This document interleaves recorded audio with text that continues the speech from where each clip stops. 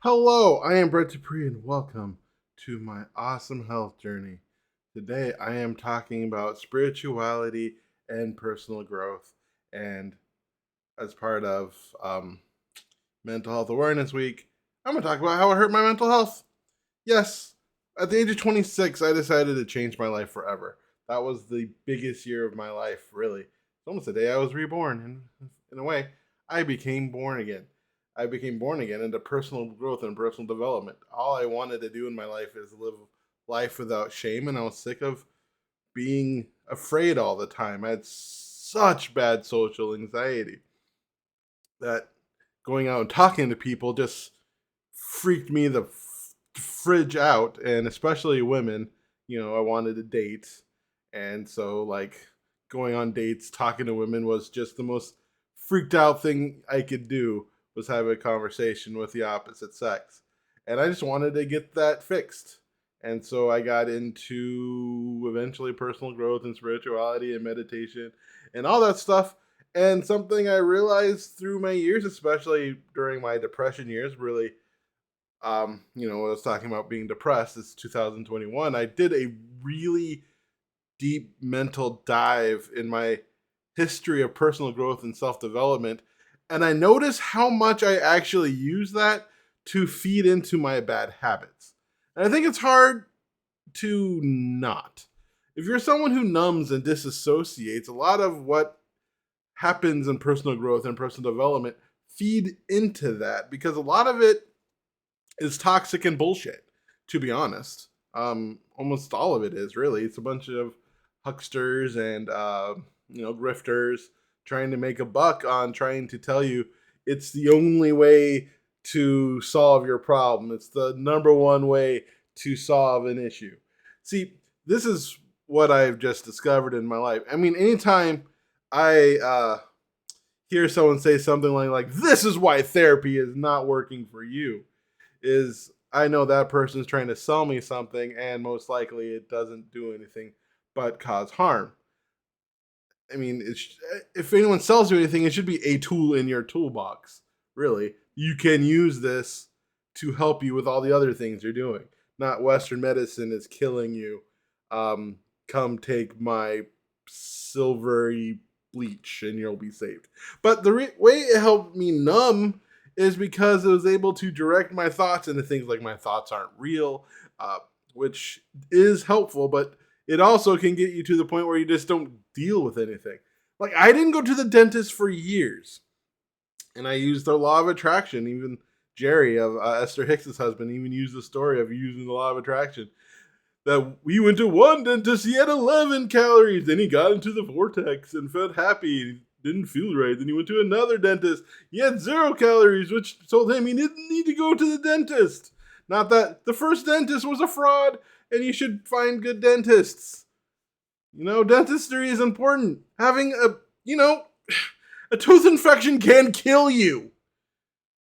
And not dealing with your issue, if you don't want to deal with your issues, it's really easy to use personal growth and personal development uh, ideologies to make sure you don't have to work on your issues, which I did in a lot of, I mean, it helped me a lot. It helped me with my social anxiety, but it didn't help me with my eating, or I would use it to this idea that I had to do action and prove myself when I don't have to do either of those things. And that put pressure on myself, and in a way that was actually detrimental to my health.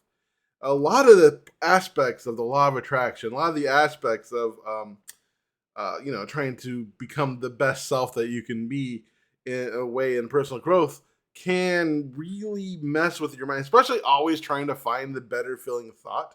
That was something that I think is a really big one for me, especially since I hate bad feelings. I eat them, yum, yum, yum, yum, yum, and or I spend them. So, that creates that cycle, which I'll talk about more later. But the law of attraction really had this find this best feeling thought and not really delve into it, but you need to delve into it. I've found in the last just couple weeks being sad for a certain amount of time is a good thing. Like, it's great. I've been crying a lot. Cried yesterday. And I feel better about the thing I cried about today. I just feel better. I don't need to search for the better feeling thought. I just need to feel my current thoughts and go work through them. And then when I'm ready, go to the next thought. It's okay to wallow around in lower vibrational energy because sometimes you need to be there. I mean, they call that shadow work. Yeah. And it's so fucking complicated. I mean, I listened to 10,000 hours of this stuff, and it was just a perfect way for me to also not deal with the things that I need to deal with, not feel the things that I need to feel so I can work through those emotions.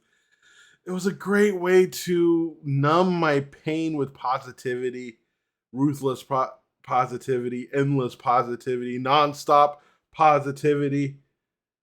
And it's okay to feel bad. It's okay to feel like shit. It's okay to watch TV all day because you just can't get out of bed in the morning.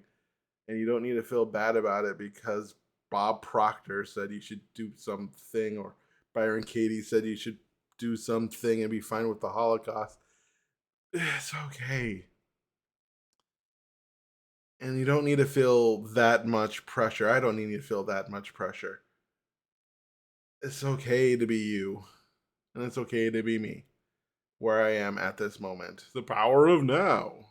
Man, Eckhart Tolle is boring.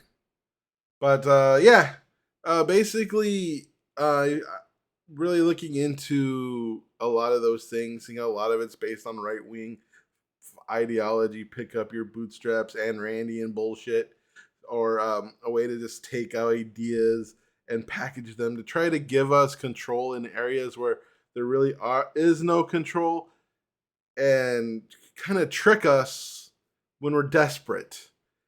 And many times I was desperate. I'm not saying like it was all bad. No, I got a lot out of it. I met a lot of great people. I still do a lot of the principles because they make me feel better and they do help me process.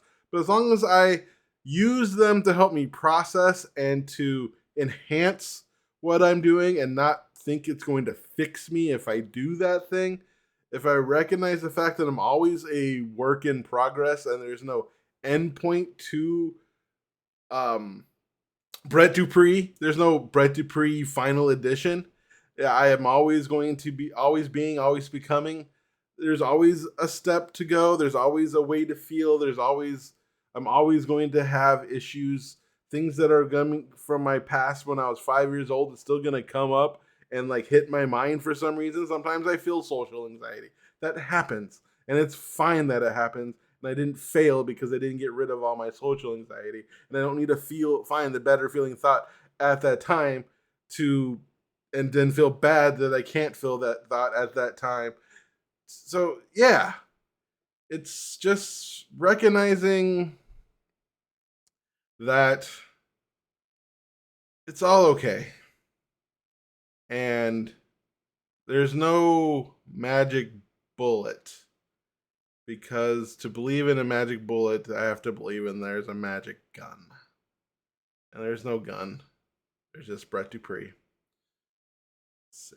Take what I need to help me grow and just get rid of anything that makes me feel shame for not growing. And anything that makes it so I don't have to feel bad. Because feeling bad is important. It's just part of growth. And deal with my issues. 100% deal. Don't law of attraction spirit them away. Use spiritual bypassing. Just work on them and deal. So yeah, I mean, this is almost a longer story than 10 minutes, but I'm trying to keep these 5 minutes. So this one's a little long, a little rambly, but I hope it made some sense in my journey. Yeah, tomorrow I'll talk about how it's okay to feel sad. That's the goal. Yeah. Like and subscribe and all that jazz. Yeah, I'm looking at myself. God, I love my smile.